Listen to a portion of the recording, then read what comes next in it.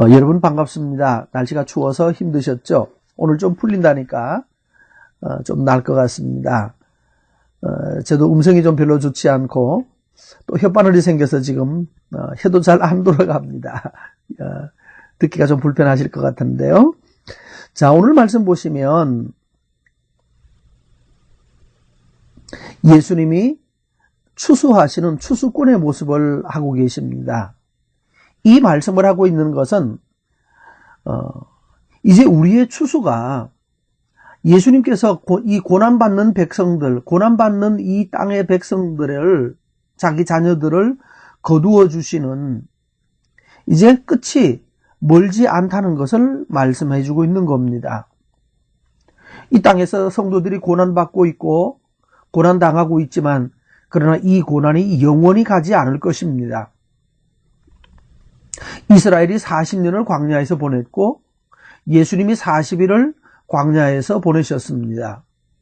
또한 우리도 어떤 일정 기간 땅에 있는 땅의 숫자인 어떤 4년인지 40년일지 모르지만 우리의 수고로움이 끝나는 날이 있을 것입니다.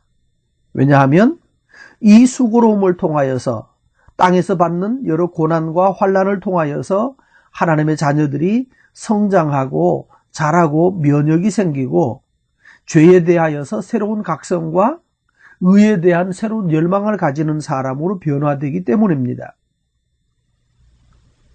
그래서 이 일을 통하여서 이제 우리는 추수할 만한 열매를 가진, 단 열매를 가진 그런 사람으로 우리가 변화되어 가는 거죠. 조금 바꿔서 생각해 보면 그렇습니다. 과일이 언제 달아지나요?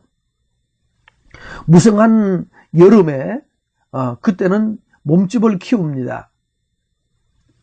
그렇지만 과일을 먹으면, 예를 들면 사과를 먹으면 사과가 씁니다. 먹을 수가 없습니다.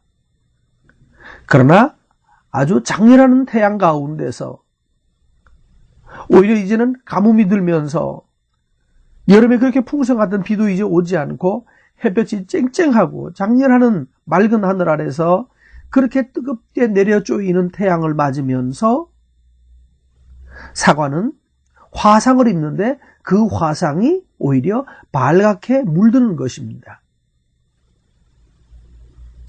자, 그래서 하나님께서 우리의 삶에 여러 가지 정말 화상을 당할 만큼 뜨거운 고난의 태양이 있을 그때에 우리는 성도로서 아름답게 빨갛게 물든 사과처럼 우리도 아름답게 물들기 시작합니다.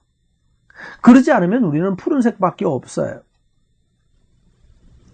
또 두 번째로는 바로 그 고난의 기간 동안에 단맛이 나는 성도가 되는 거죠.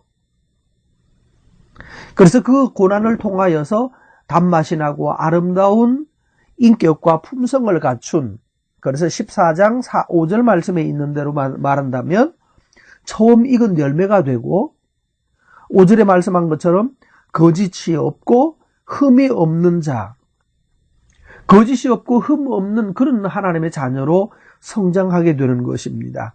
그리고 그 성장이 되면 이제 주인께서, 우리 주님께서 낫을 가지고 곡식을 거두어서 자기 창고에 들이시는 것이에요. 그러나 반대 모습도 있습니다. 17절부터 나오는 포도송이 얘기하는데 그냥 포도로였다면 그것도 아마 우리 성도가 될 수 있겠는데 이 포도에 대해서는 진노의 포도주 틀이라고 말하는 것으로 보아서 이 포도라고 말하는 것은 성도를 말하는 것이 아니고 악한 자들, 하나님을 거스렸던 자들에 대한 얘기인 것 같습니다. 하나님을 거스리던 자는 예수님이 오시는 이 심판의 날이, 이 추수의 날이 그들에게는 재앙의 날이 될 것입니다.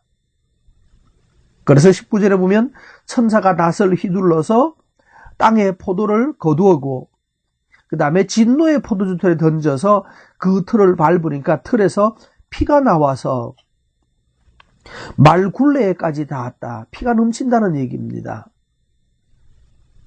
그리고 그 피가 땅에서 1600스다디온에 퍼졌대요. 한 스다디온은 약 192m니까 약 200m라고 치고 1600 스다디온을 흘러가면서 넓은 땅, 다시 말하면 이 말이 뭔가 하면 1600이라는 말은 땅의 숫자인 것 같습니다. 4416 곱하기 100 한 것 같아요. 4제곱, 100제곱, 4제곱에 100을 한 것 같습니다. 그래서 1600